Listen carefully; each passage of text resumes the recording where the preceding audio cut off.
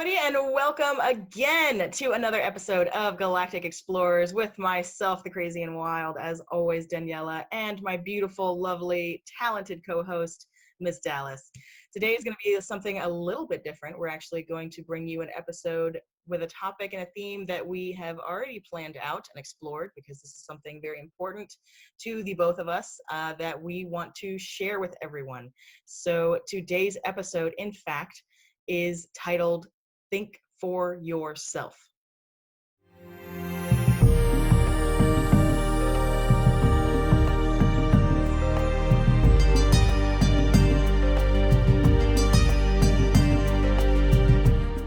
So we're going to get into various points of view about this topic. We know that when this video is actually going to be released, it will be approximately 1 month out from the upcoming US election, as a train runs and honks its horn really loud in the background. Welcome to Synchronicity. As it is at this point in time in the future now, from when we were recording this, going to be released about a month out from the US election, we want to take this very, very poignant time before a lot of you make some very interesting decisions about the future of not only the country, but yourselves. We think it's really pertinent to come to you with this information, to open your mind up and ask you to think for yourself. Because there is a lot of bandering, for lack of a better term, going on back and forth, as there always is between the political parties. But as you may or may not have noticed in the last 10 years or so, and that's including the previous president to the one we have now, that's really, the bandering has really ramped up, and it's taken the focus and attention of just about everybody in the country and outside of the country. The media coverage of it. It becomes everyone's whole world. It becomes things that divide couples and friends over one idealistic topic. And the whole idea that you have to be either with me or against me is something that's been concocted over time that you don't have to buy into. You can be both. You can be in the middle. You can have an opinion from both sides of the fence. Dallas and I are an excellent example of that, and we'll go into that aspect of it, I think, a little later. But before we get into all of that, there's information that I want to, in particular, share with you to open up your idea of why you actually potentially think the way you think. And it may not be why you think it is. So much of the time we think that we're thinking our own independent thoughts, when in reality, so much of it has actually been orchestrated for us to think from behind the scenes. And I know this sounds very tinfoil hatty, conspiracy-y. Damn! Love it. I love you guys. You're the best. They're like, no, you're the best. I'm like, okay. Should have made tinfoil hats. Yeah, so get that tinfoil hat out, actually. Go ahead and get it out. Screw it on nice and tight. What's hysterical is I wish I would have thought ahead, and I didn't, but I wish I had, because at some point I remember that Frank actually got me for a gag gift for a birthday one year, an actual tinfoil hat. It's like, I wish I would have thought to bring that, just to put it on for the sake of humor. And humor is what you need to bring to this conversation, because the information that I'm about to share with you that comes from a documentary, notably called The Century of Self. You can look this up. It's on YouTube. It exists. The information in it it's a documentary. You know, it was verified. It was a thing. It's legitimate out there in the consciousness of humanity.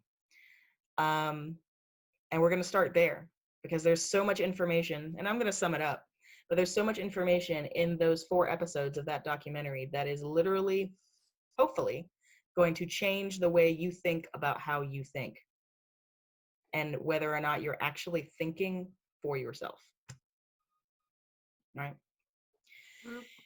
So we'll start with quoting someone who is a central figure in today's story. We'll share it with you as a storyline. And these are literally his words. And this man, as you will find out, is behind so much of perception and social construct that we deal with in today's society. It's going to blow your fucking brain off. Ready? Get your tinfoil hat. To quote Bernays, which is the man, in his work called Propaganda, he says, the conscious and intelligent manipulation of the organized habits and opinions is an important element in democratic society.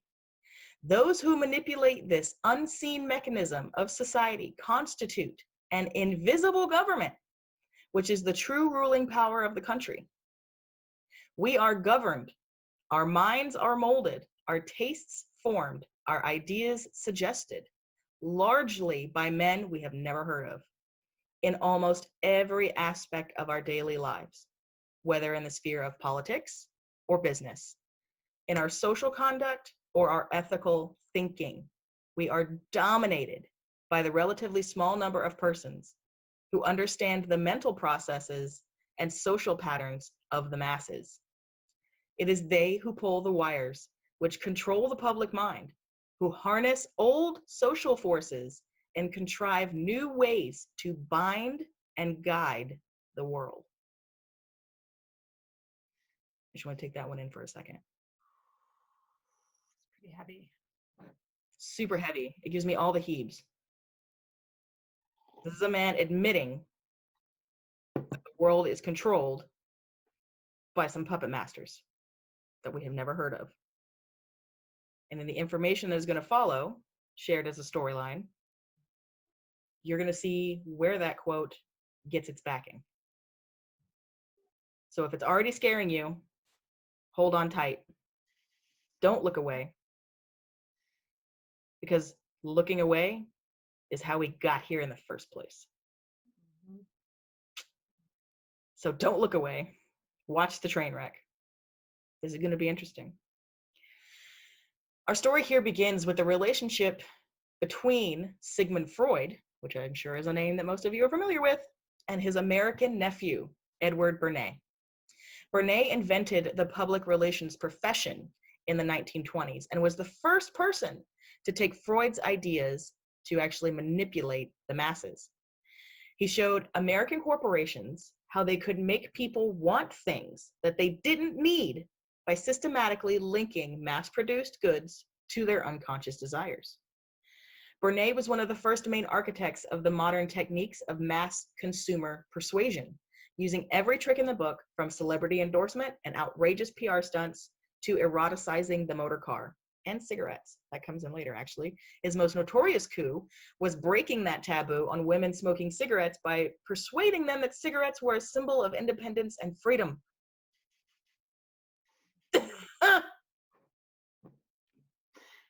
Wait till you, please, people, go watch this documentary. The way they lay this out and actually show the storyline of how he got this to happen is explained in the documentary with the visuals. It's showing the old commercials. It's amazing. Really, please go watch it. Century of Self. This is just a short version of it. Bernays was convinced that this was more than just a way of selling consumer goods. It was a new political idea on potentially how to control the masses, because we're dealing with Sigmund Freud's body of work here, and a distortion of that. By satisfying the inner irrational desires that his uncle had identified, people could be made happy and thus docile. It was the start of the all-consuming self, which has come to dominate today's world. All of that is explored in just the first episode. The second actually explores how those in power in post-war America used Freud's ideas about the unconscious mind to try and control the masses. Politicians and planners came to believe Freud's underlying premise, that deep within all human beings were dangerous and irrational desires and fears, and that they were convinced that it was the unleashing of these instincts that had led to the barbarism of Nazi Germany. To stop it ever happening again, they set out to find ways to control this hidden enemy within the human mind. Pretty fucking slippery slope, wouldn't you say? A little bit. All human beings are dangerous and have irrational desires. Crazy. So later, Sigmund Freud's daughter Anna and the nephew, Edward Bernays, provided the centerpiece philosophy for that control. The US government, big business, and the CIA, this is all explained. Don't just take my word for it. Go check it out. Use their ideas to develop techniques to manage and control the minds of the American people. And obviously everywhere else, because everybody uses it now. But to those executing this plan, this is how they twisted it. This is how they justified it to themselves. And this is the sickest part. This is the part that most people can't wrap their head around, how someone would think this way and justify it to themselves this way. And so often we disregard the fact that because we can't bring our minds to wrap and warp around that idea in that way, that nobody else could, and so it can't exist.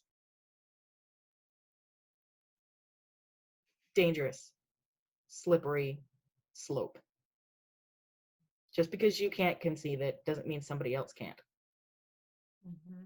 So we have to just be not in fear, but vigilant and aware to the fact that people can twist stuff however they need to. Because to those executing this plan, this was not actually a cynical exercise in manipulation originally. Those in power believed that the only way to make democracy work and create a stable society was to repress the savage barbarism that lurked just under the surface of a normal American life. That's how they explained it to themselves. That's what they told themselves they were doing. That's what they tell you they're doing. Mm-hmm. Episode 3 actually goes into the 1960s, where a radical group of psychotherapists actually challenged the influence of the Freudian ideas in America. These other ideas were inspired by the ideas of Wilhelm Reich, which may be a name that you know if you are in any of these ufology conspiracy circles. Wilhelm Reich was a pupil of and had turned against the Freud family and was actually one of their now hated enemies. You may recognize Reich's name as one of that was part of Operation Paperclip, actually, along with more than 1,600, so 1,600 German scientists, engineers, and technicians, such as Werner von Braun and his V2 rocket team, that were taken from Germany to the US for US government employment, primarily between 1945-59. Many were former members, and some were even former leaders of the Nazi Party, purportedly to keep them out of the hands of the Russians. But we all know why they did it. Moving on. Paperclip is a declassified project. Look it up if you don't know about it. This is all real. So Reich, Wilhelm Reich, the pupil and now ex-friend of the Freud family, believed that the inner self did not need to be repressed and controlled. In fact, it should be encouraged to express itself. And out of this came a political movement that sought to create new beings free of the psychological conformity that had been implanted into people's minds by business and politics. See where this is going? You see where this is leading? Center Yourself actually shows how this rapidly developed in America through self-help movements like Werber Erhart seminar training, which is, look that up. That's freaking trip. Into the irreversible rise of the expressive self, aka the me generation. But American corporations soon realized that this new self was not a threat, but actually their greatest opportunity, because it was in their interest now to encourage people to feel like they were unique individuals and then sell them ways to express that individuality. To do this, they turned to the techniques developed by the Freudian psychoanalysts to read the inner desires of the new self. This is all fucking convoluted, dude, in the back. Like, imagine this is actually all going on in the background of our lives. Mm-hmm. It's happening still. And this, the fourth episode, actually more or less brings it up to date in the sense that it explains how politicians on the left, both in Britain and in America, turned to the techniques developed by business to read and fulfill the inner desires of the self. Both New Labor under Tony Blair and the Democrats at the time led by Bill Clinton used the focus group, which had actually been invented by psychoanalysts in order to regain political power. They set out to mold their policies to people's inner desires and feelings, just as capitalism had learned to do with their products. That's fucked up. I mean, and it's like, oh no, we're just trying to give the people what they want. Out of this grew a new culture of public relations and marketing in politics, business, and journalism. One of its stars in Britain was actually Matthew Freud, who followed in the footsteps of his relation, Edward Bernays, the inventor of public relations. Politicians were used to make the public believe that they were creating a new and better form of democracy, one that truly responded to the inner feelings of the individual. But what the public didn't, and still doesn't realize, was that the aim of those who had originally created those techniques had not been to liberate the people, but to develop a new way of controlling them.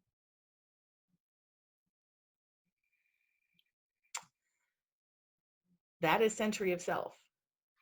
And if you take that kind of information into mind, so to speak, think about where you lean politically. Think about where you lean on a lot of socioeconomic issues. The issue of race, gender, transgenderism, sexuality. Think about where you stand on all of those things. Where did you get that opinion from? Most of you are probably going to say either your parents or your friends or a mentor. It's where everybody gets their information from, right? But where did they get it from? And where did they get it from?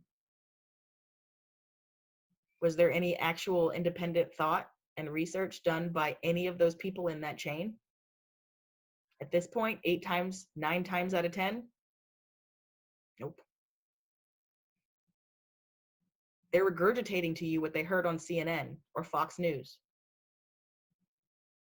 Which BT dubs, if you do the research, are actually both arms of the same business, run by the same people. Two sides of the fight, one benefactor.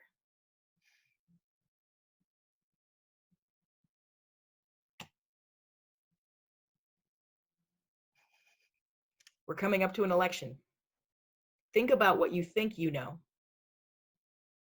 And then think really hard on what the opposition has tried to get you to think. Do you think it? Why do you think it? Because that's what they told you?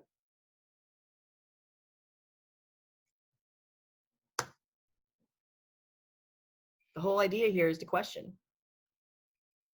Start being more questioning.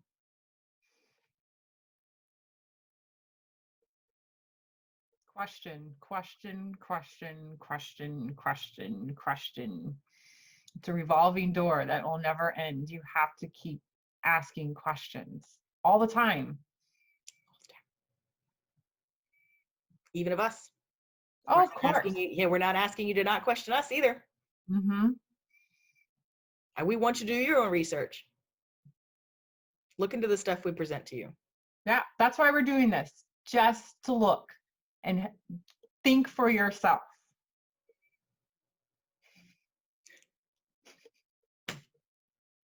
Look at it. Yeah, think for yourself. Go, this isn't information that I've had pass me before. I wonder why not. It's a different perspective. That's all it is. It's a different perspective, and you're looking outside the box. You take yourself and remove it and just see on this outside of possibilities. That's all they are, possibilities. Right. Speaking of questions, you had some good ones that we were talking about earlier. Yeah. So I'm going to say a quote first. Do you? Because it kind of spins off of what you mentioned. And this is from Malcolm X. Oh yeah, The that was a great media, quote. yeah, the media is the most powerful entity on earth. They have the power to make the innocent guilty and to make the guilty more innocent. And that's power because they control the minds of the masses. Get him, Malcolm. I mean, anybody got a mic that we can drop? You, bro. Yeah. When I read that, and of course we've talked about this and we are all about different perspectives. Mm-hmm. And with this election coming up,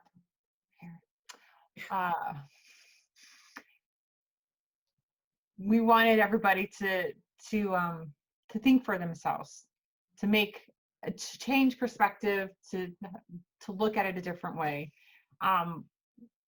One of the questions we mentioned was, do you think any other president had controlled your life, controlled your way of life? Sorry, I can't talk. I mean, think about that. Think about the fear that we're all in right now, and how both sides. We're not going to pick sides or anything like that. It's both sides putting the fear of, I'm going to do this, or I can change this, or my opponent, if they get elected, are going to destroy the planet. Right. That's basically what they're telling you. Like, let's all be adults because we can vote and we can make our own decisions, and we can make our own decisions. What? To look at the bigger picture of what we can control, and that is our own little bubble, our own little destiny, our own little world. We're in control of that. So even though maybe someone is going to get voted in, that doesn't mean our world is going to end. Right. That was the thing that threw me, I think, the hardest about the election when it first happened now 4 years ago.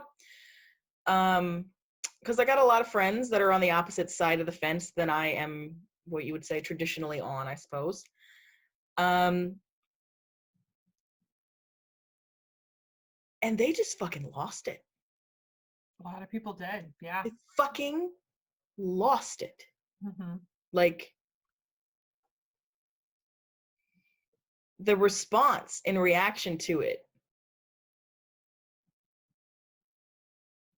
was one of the most powerful displays of the misuse of personal power that I think I've ever yet seen. They used you.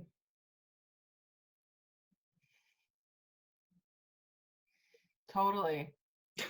Oh, I'm man. not going to sugarcoat it. Yeah. They used your fear. Mm-hmm. They used it. They amped it up. They cycled it into something bigger. Because that energy that you're putting off is powerful. So when you feel in those states, you are radiating. Mm-hmm. And if they can keep you encircled, if they can keep you running around over and over and over again, talking about how terrible this president is and how terrible of a job he's doing and how he's going to destroy the world and how he's destroyed the economy and how he's destroyed, what kind of state of being are you going to be in? Right. What are you actually feeding? Mm-hmm. What are you actually supporting with that energy? Mm-hmm. Do you even know? what you're doing or supporting. I cannot stress this enough. Do you even know what you're supporting?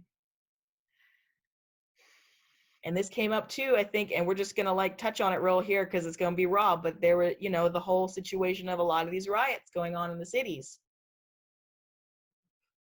Frank and I actually had a very interesting conversation about it recently. But the idea that I want to get across is that the people doing the riots, mostly, think that they're doing something good. Think that they're breaking the system. Think that they're making a change. As my dog barks. But what energy are you putting out there? You're rioting, you're looting, you're burning, you're killing one another. To build a new world where where everything's a utopia? Wait. Well, you're going to build paradise on earth by rioting, looting, and setting everything on fire. Yeah, that sounds like a really brilliant idea. So the idea there is, I don't want you to not be pissed off. I don't want you to not want change. That's not the point. The point is how you go about it. Mhm. The point is, where are you putting your energy? What are you putting your energy towards? How are you using it? How are you letting somebody corral you into a belief that leads to an action that is literally contrary to the goal of what the supposed action is to do? Do you see how insane that sounds? Well, when you put it that way. And I know we might be breaking some of your brains today, but we're here to put it back together in the sense that you can define what you feel is true. Mm-hmm. If you want to support LGBT, if you want to support BLM, that's fine. That's your prerogative. That's your passion. Be conscious about how you go about it. Be conscious about where you throw the weight of your support behind, because your support is not just physical, it is energetic on a level that so many people cannot even begin to consciously understand, but they do. Mm-hmm. And who are they getting their info from?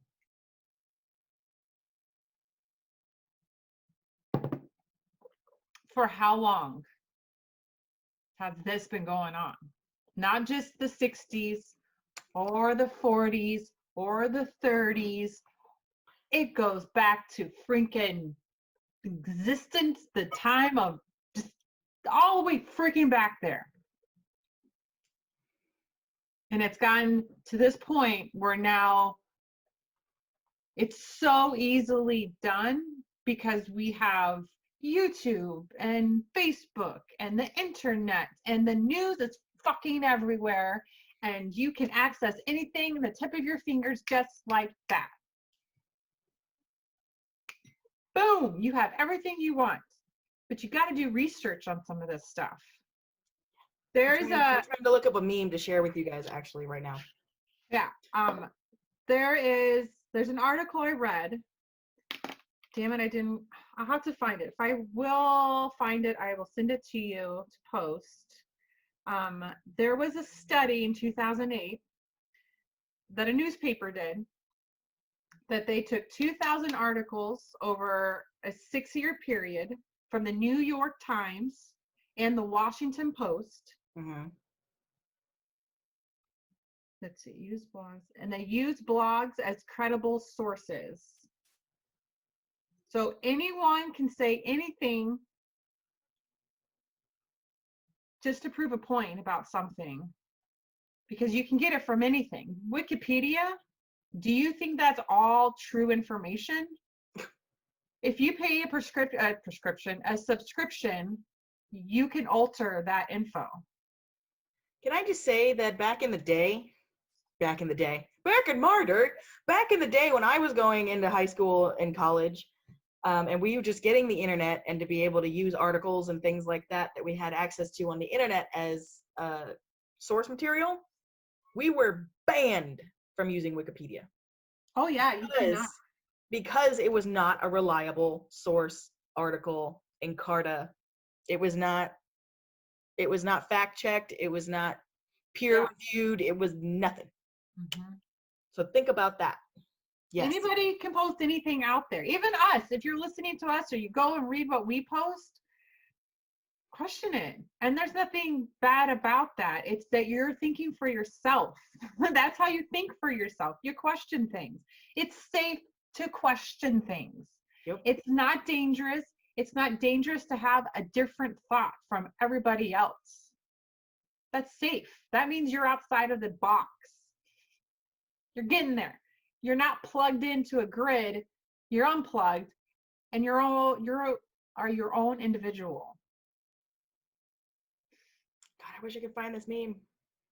I wish I wasn't looking for it so hard. If I find it, I'll put it I'll drop it. This is funny. This is terrible. This is terrible, but it's funny. That is a picture of Biden whispering into our Facebook owner creator's ear. And it says, "You make me want to violate your community standards."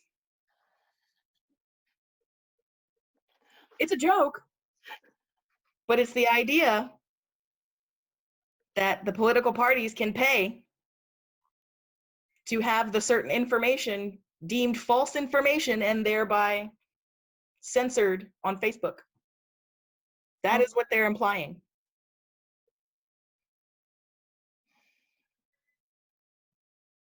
So Daniella, I wish I could find it. I can't find it. It was so good. Oh, there's another documentary. I just want to shoot this out here because it was another one to blow my mind, and with everything coming up and has been going on, and it's been out for a few years, and someone told me about it, and I've recently watched it. The 13th Amendment. Yes, I remember you telling me about that. Watch it, please watch it if you have not. Yes, because what is it? What did you say it was on Netflix? It is on Netflix. You can find it on Netflix. It is pretty much the same information with, why am I drawing a blank? Center Yourself? Yes, of how the media and politics within our amendment is being just fucked up. Just watch it. Just watch it. It's had me going into a deeper awareness and thinking more of what can I do, and that starts with myself. Yep. And that starts with my kids and teaching them the truth of things and how to ask questions and to look things differently than what's just on the news or the commercials that are played. Hey. Speaking of commercials. So, don't you love it when the commercials just pop up on your phone? I know. I'm like, where did you come from? I thought my volume was off. But yeah, so it's interesting when you take into consideration that there has indeed been an exerted effort to guide, as they say, what social thought is, what is acceptable, what is not acceptable, how you should react to a certain topic or issue, how you should react if you're a good person. Right. Oh, and the playing on that. Yeah. How you should react if you're a patriot.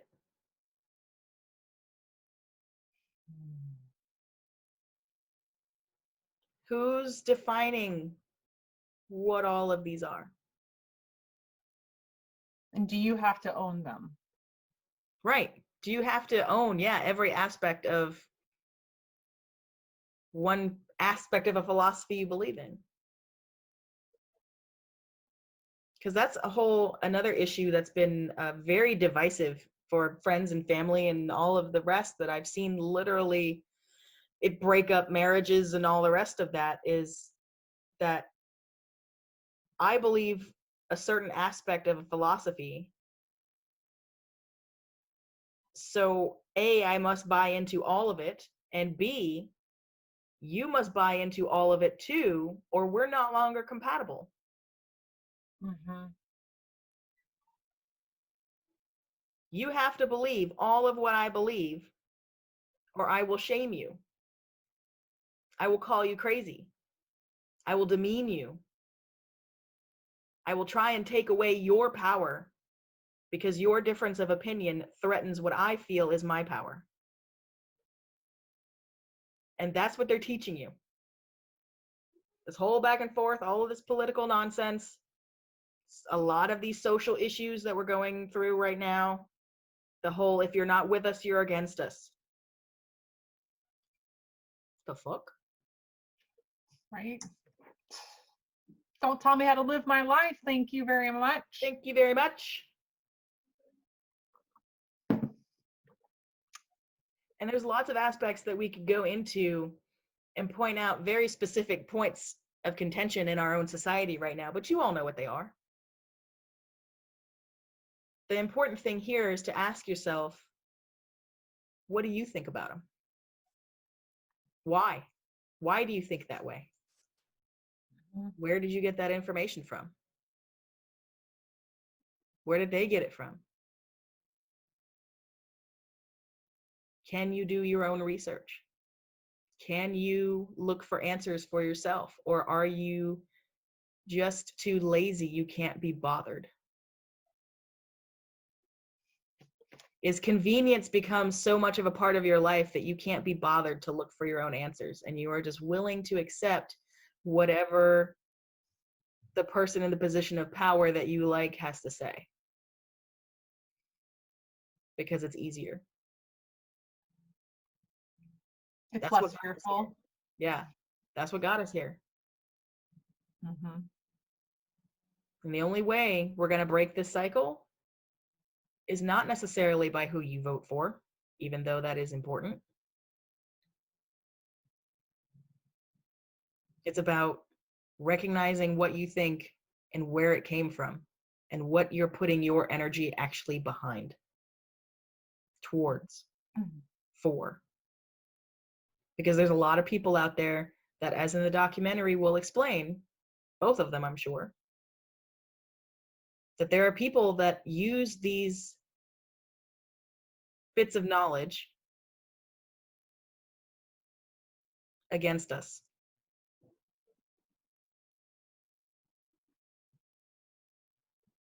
They have created an us versus them scenario. They created it. We don't have to buy into it.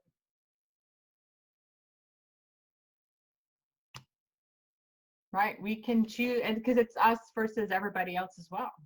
Right, exactly. Yeah. That's the any version of us versus anything. Yeah. Us versus nature. Mm-hmm. Also caused a lot of the problems that we're in right now. Yeah. Yeah.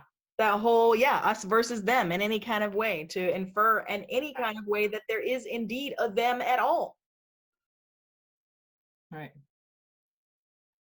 Ooh. Because we're all just one. Think about that. So who are you really fighting for? Who are you putting your attention and your energy behind? Who are you putting your energy behind? Because there's a lot of names that we could name that run a lot of organizations that you are familiar with their names, that purportedly do a lot of good work. But what are they actually doing? Sure, we're supporting BLM, but what are you doing? We're rioting. Why? Well, we're going to take it all down. Take what down? The building? Oh, well, Right. it's a symbol. It's like, oh, well, it's a symbol. We got to take down the symbol. What? Those people too. Don't And give the symbol the same meaning as it had. Then you've changed the symbol. You don't have to take anything down. You don't have to destroy anything. Right? It's Go about it a different way. Get creative about how we handle this. Please go. Sorry. no, it's fine. It's good. It's just those people that are rioting. Those are not the same people.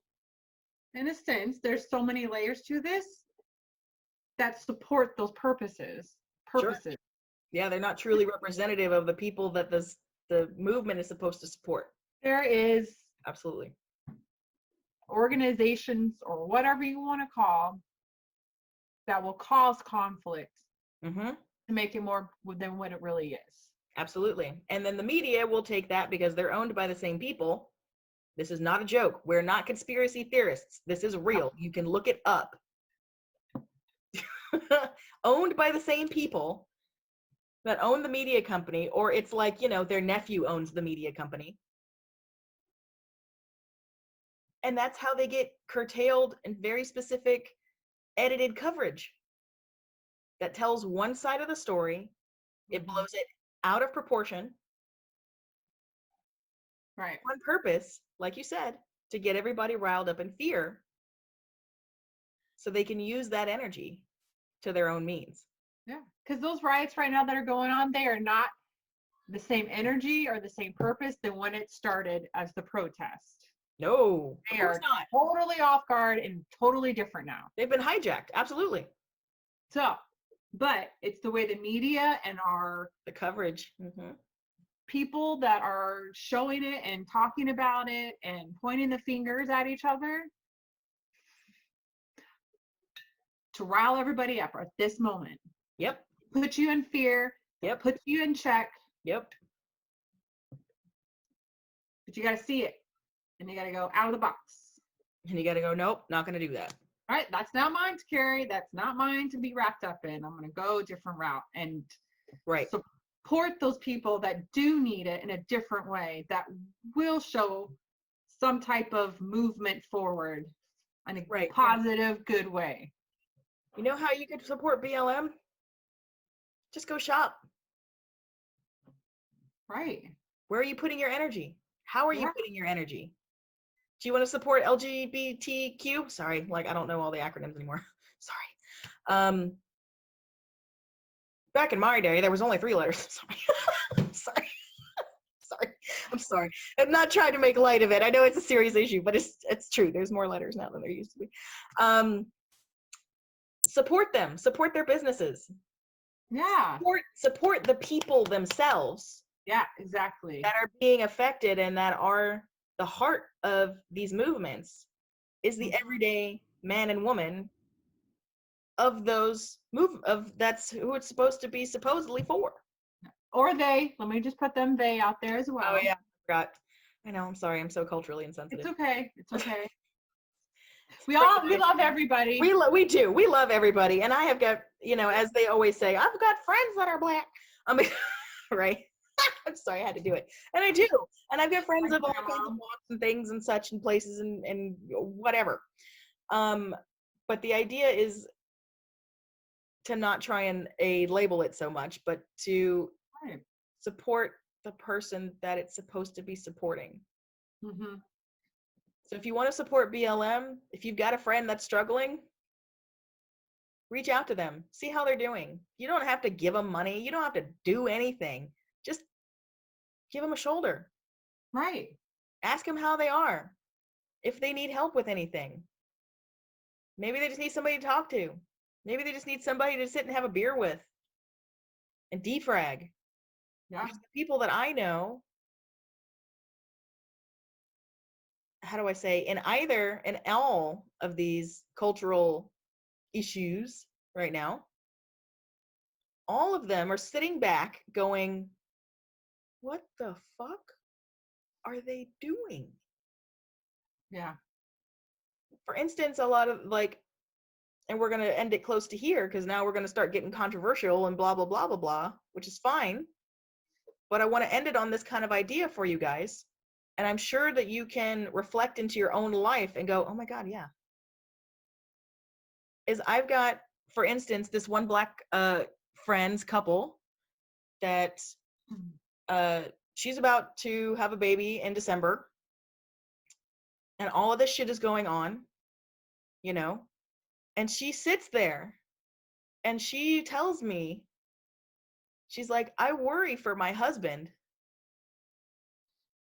that he's going to get mistaken for a rioter or something for no reason and have something bad happen to him because all of these fucking crazy people are acting up as if it's on our behalf of people like me and him. But it's not. It's not, so much so to the point that in fact their actions are endangering the man that I care about, that they're supposed to be making things better for. Right. So in fact, they're putting him in more danger by creating this scenario. Right. Right? Yeah. You're just digging a bigger hole. That's all you're doing. And feeding it with the fear. So we ask you to ask yourselves, what are you thinking? Where is it coming from?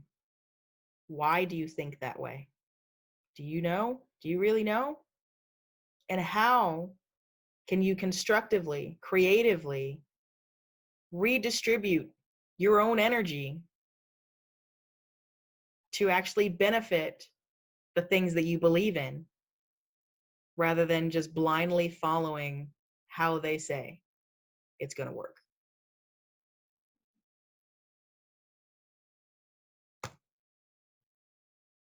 You had a good quote for that too, didn't you? You had a good end quote for us. It was the Malcolm X one. It was the other one. Oh, okay. We're going to end it on this. It's so good. Richard Taylor, he wrote a book, Restoring Pride. I haven't read it yet, but he's got some good information. And one of the things, this is what he said, the themes of this book result from years of observing people and effort to understand why their lives take the directions they do. Some of these people have been men and women of great creative achievement, while most, of course, have not. What is it, then, that sets the former apart? The answer is, in short, they invent their own lives, while the others fall into the lockstep of custom, thereby letting society more or less choose their lives for them. This later approach to life I call willingly slavery.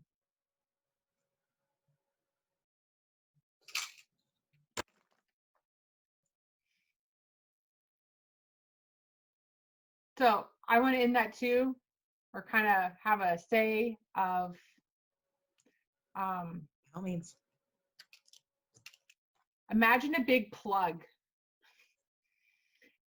and take that plug out and pull it out and watch it retract to wherever it goes. Don't worry about it. And fill it in with your love, support, the life that you see yourself in the next, from today on. Fill that up. Don't fill it with the fears. Don't fill it with the doubts. The what ifs. Yeah, the what ifs. Vote.